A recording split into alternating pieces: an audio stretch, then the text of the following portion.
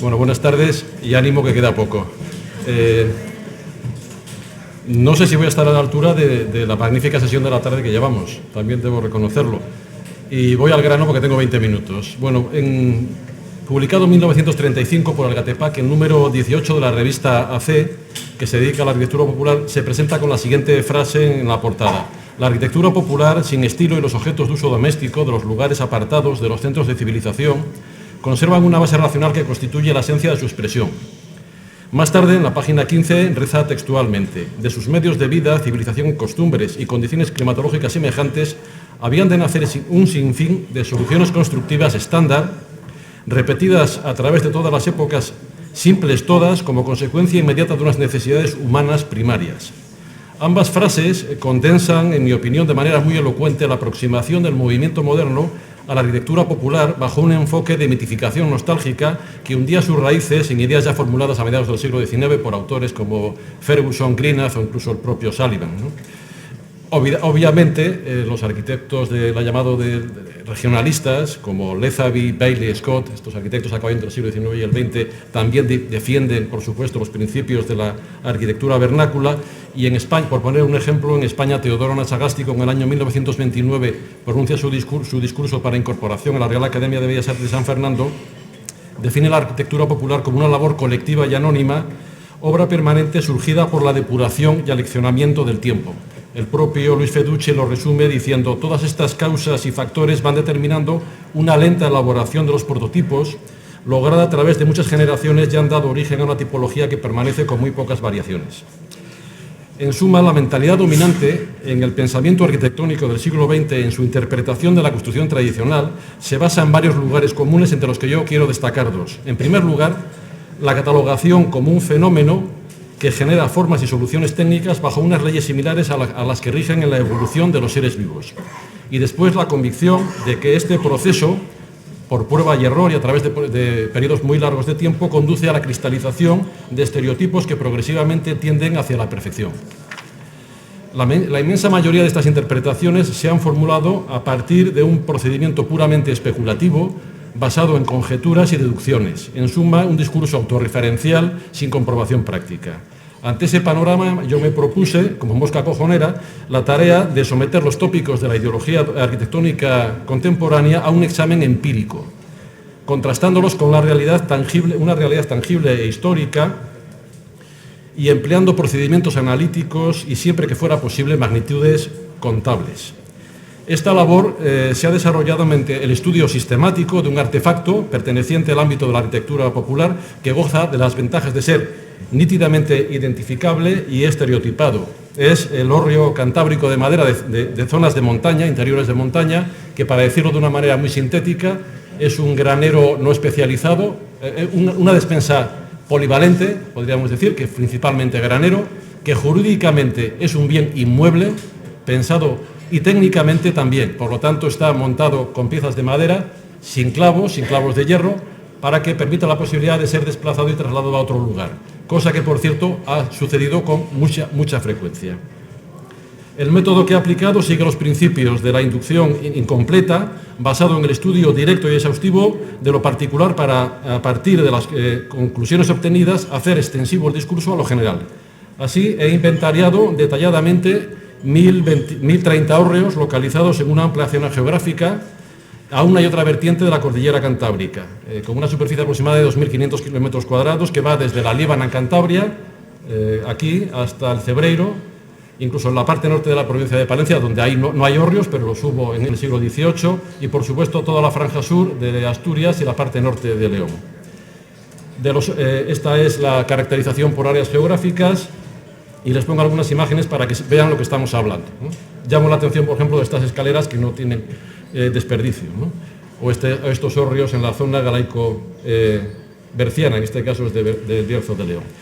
En los hórreos de León, en el año 2005, como parte de un equipo que hicimos el inventario, y aunque no nos lo habían contratado, medimos todas y cada uno de los hórreos de la provincia, 330, todas sus piezas, lo cual nos permitió hacer una corrección de planos a escala 1,50 de todos los hórreos de León. Y para el resto de los hórreos, lo que propuse yo, así he llevado a cabo, es un sistema de consignación, de catalogación, basado en 14 rasgos, los más relevantes, que se refieren a los tres sistemas básicos del hórreo: el sistema de sustentación, la caja y la cubierta, más los elementos accesorios y las medidas en planta, ejes de trave, ejes de las vigas, ¿no? Estos son los resultados de ese sistema de inventariado que permite posiblemente inventariar del orden de 60 ejemplares con fotografías y medidas en un día. Esto permitiría hacer en los 10.000 hórreos de Asturias, pues hagan la división, por poner un ejemplo, ¿no? A su vez, se hace un estudio sistemático despiezado de cada una de las partes de las que se compone el hórreo. La investigación abordó en cuatro aspectos: la evolución histórica de los distintos modelos de hórreos de madera, las pautas de distribución territorial de las particularidades teóricas técnicas del objeto, los niveles de uniformidad de la muestra y, por último, la eficacia del sistema constructivo. Por razones de espacio me voy a circunscribir a este último, aunque pongo algunas imágenes de otros estudios que hemos realizado. Este es de tipo estadístico, histórico-estadístico. Hay estudios que establecen una taxonomía para el hórreo ibérico en su conjunto, sea de madera o de piedra, que permitiría hacer una clasificación inequívoca y universal de todos los hórreos. Hay una propuesta de clasificación de los hórreos de madera basado en el principio de subordinación de caracteres de la ciencia biológica enunciado por Cuvier, que permite también una clasificación sistemática de los hórreos de madera y que es el que hemos empleado en el trabajo de inventariado, que son tres, y así se lo digo porque para algunas de las cosas que voy a decir es necesario que tengan un conocimiento mínimo, que es el llamado hórreo arcaico, formado las paredes, porque el sistema de clasificación se hace en función del sistema del montaje de la caja por apilado de tablones que se ensamblan a media madera en los extremos; el hórreo llamado con bastidor, que es un hórreo que tiene unas piezas en las esquinas llamadas cantoneras que se ensamblan con las vigas inferiores o traves y las superiores o liños, constituyendo un armazón, de tal modo que los lienzos son entrepaños sin funciones portantes; y por último, el llamado hórreo asturiano, que yo prefiero llamar hórreo sin bastidor, que es un invento de la Baja Edad Media, en donde la pared se convierte en un elemento isótropo sin piezas especializadas que cumplen todas las tablas funciones portantes. Bueno, estas son las clasificaciones. Luego estudiamos los sistemas de distribución territorial en función de las distintas categorías de rasgos de los hórreos. Hicimos unos trabajos estadísticos también para determinar los grados de homogeneidad y las formas de transición, utilizando como el método de Shannon métodos de la ciencia estadística pura. Y pasamos a la construcción, que es en lo cual me voy a centrar. Para la determinación del comportamiento estructural de los hórreos, elaboramos una hoja de cálculo diseñada con un exprofeso, que es necesario conocer todas y cada una de las piezas del hórreo. Lo hicimos para 202 hórreos de la provincia de León. Esta herramienta ha permitido conocer unas salidas que da como consecuencia varios datos, pero por ejemplo la excentricidad y tensión a compresión simple en la base del pie de apoyo del hórreo, la seguridad al vuelco frente al viento en función de las distintas situaciones de carga, y la deformación con flecha de las vigas de los hórreos o del suelo de la caja, por poner un ejemplo, ¿no? Y paso al sistema de sustentación. Al ser el hórreo un objeto mueble, tiene como objetivo fundamental, tiene implicaciones jurídicas muy importantes, y es la posibilidad de emplazamiento en lugares comunales, porque al ser un objeto mueble no genera servidumbres. Eso tiene también otras implicaciones muy directas en la configuración técnica del sistema de sustentación, que se hace por simple apilado de las tres piezas que lo componen: la base, el pie o pegollo y el tornarratas o muela. El principio de funcionamiento estructural del pegollo es muy elemental. El pegollo tiene que tener una forma afilada, con objeto de que el punto de aplicación en su cabecera de las acciones que inciden sobre el mismo esté lo más centrado posible respecto de la base. Los resultados de la hoja de cálculo y de la observación, por supuesto, aportan varias conclusiones interesantes. En primer lugar, que la entidad de los esfuerzos a compresión simple no depende de las cargas, sino de la excentricidad.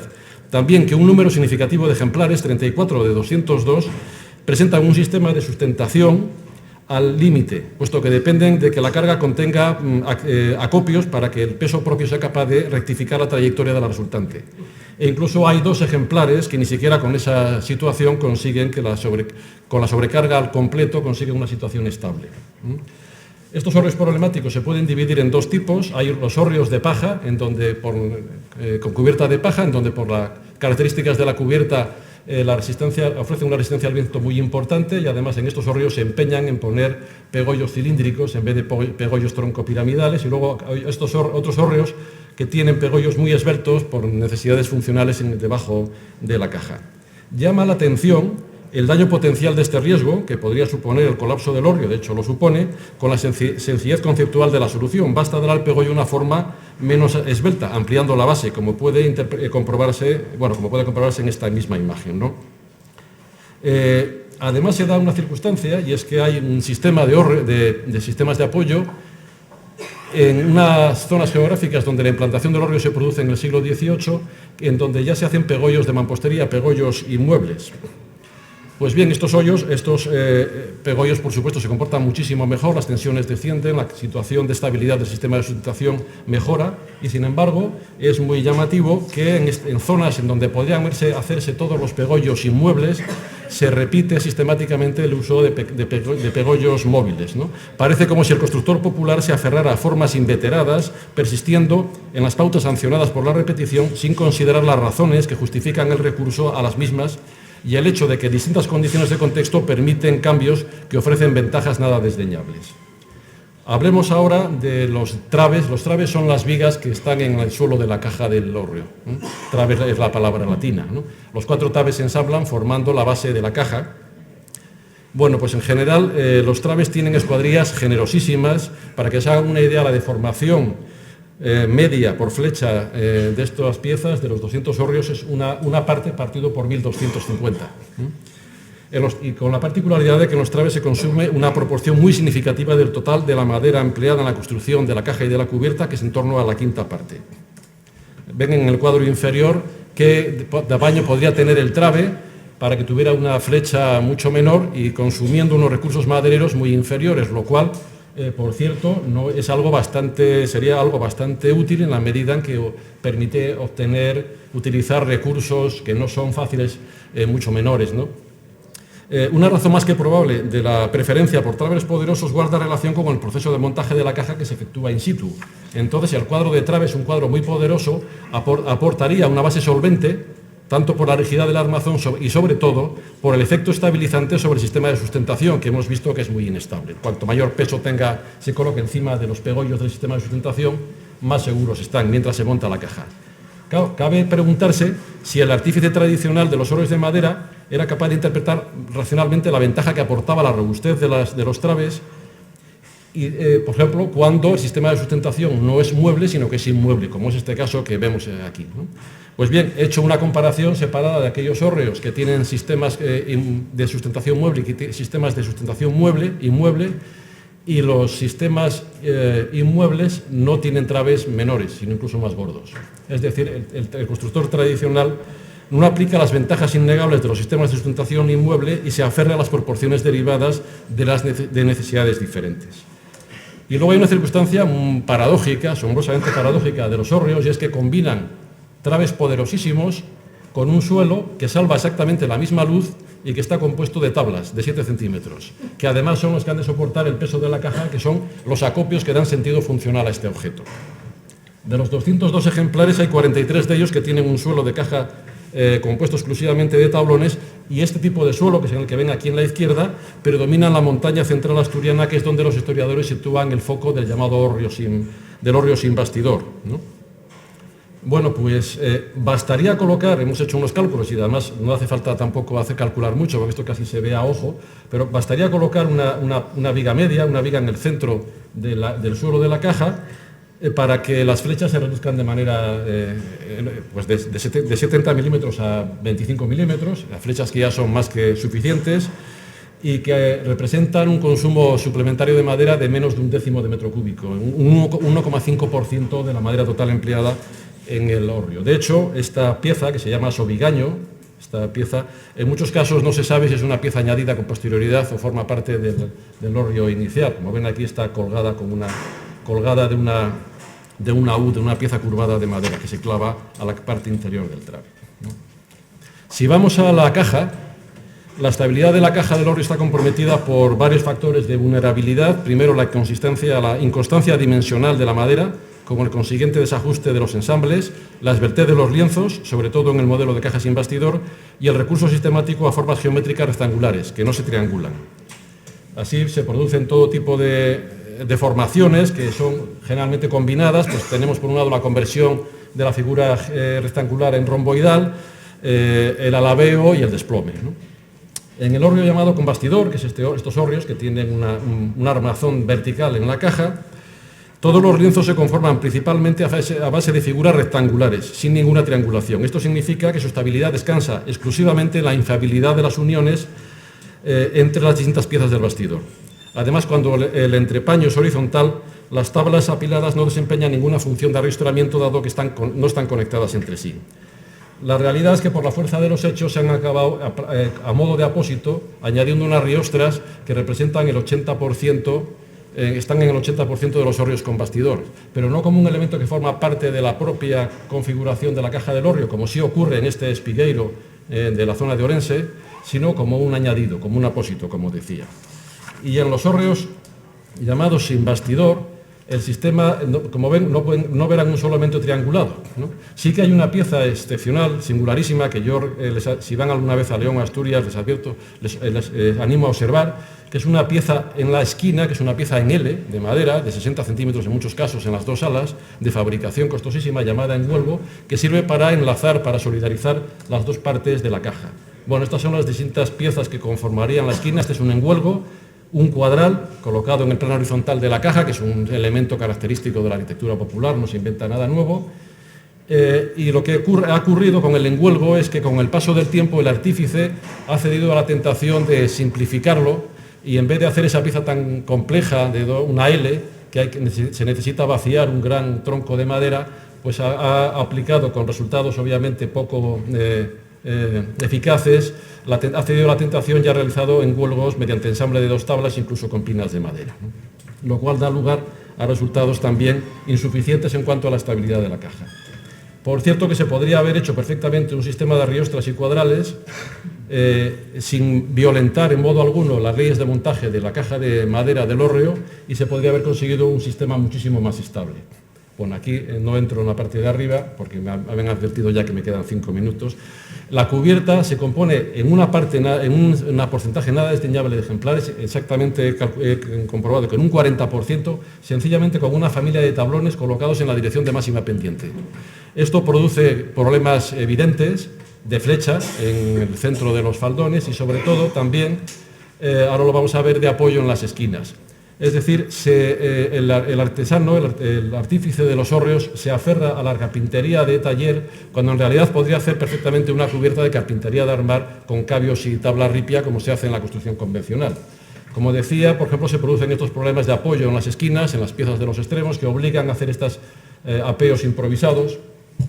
Y paradójicamente estas soluciones, esta tosquedad conceptual se combina con una solución de factura delicadísima consistente en un listón que recorre el borde del alero y que cose la tablazón con clavos de madera, que incluso de una manera indirecta rememoran los mútulos, algunos elementos del lenguaje de la arquitectura clásica, con una solución refinadísima. Yo esto lo interpreto como un ejercicio de blindaje gremial de un artesanado especializado que despliega sus destrezas técnicas en todas las partes del hórreo, aunque en algunas de ellas no sea estrictamente necesaria. Y bueno, como conclusiones muy apresuradas, con la simplificación inherente a la brevedad de esta exposición, yo creo que puede afirmarse que el hórreo de madera no es una referencia modélica e irreprochable forjada en un proceso selectivo. No cabe hablar de perfeccionamiento en el diseño, al menos en el significado que contemporáneamente se otorga a este término. Esto no quiere decir que el hórreo de madera sea un artefacto inepto, todo lo contrario. Ha servido muy útilmente a los propósitos funcionales y económicos que lo generaron durante un tiempo prolongado y en distintos marcos sociales. Lo que yo cuestiono es la interpretación de la arquitectura tradicional desde la perspectiva de la racionalidad contemporánea y la pretensión de asignarle una categoría modélica suprahistórica. Los aspectos técnicos han jugado un papel secundario en la decantación de las formas o las modalidades de constitución del hórreo de madera. Su evolución hay que asociarla principalmente a otros factores de carácter social, cultural o histórico, relacionados más bien con modos de producción, relaciones entre las clases sociales e incluso intenciones representativas o simbólicas. En suma, la selección natural no es, en mi modesta opinión, un paradigma idóneo para interpretar la evolución de las formas de los hórreos de madera y pienso que, por extensión, tampoco de la arquitectura popular. Cabe hablar de herencia en la medida en que las necesidades de adaptación se plantean, exclusivamente en un nivel muy básico que no va más allá de la configuración tipológica general. Si bien es cierto que hay conceptos de la ciencia biológica que yo mismo he utilizado en mi investigación y que son útiles, como es como decía la ley de subordenación de caracteres de Cuvier, genotipo, fenotipo, en conceptos de endemismos, etcétera, etcétera. Pero en todo caso, no es la interpretación, una interpretación directa, una idea modélica de que hay una depuración técnica a lo largo del tiempo, es una interpretación desde mi punto de vista suprahistórica y errónea. Muchas gracias.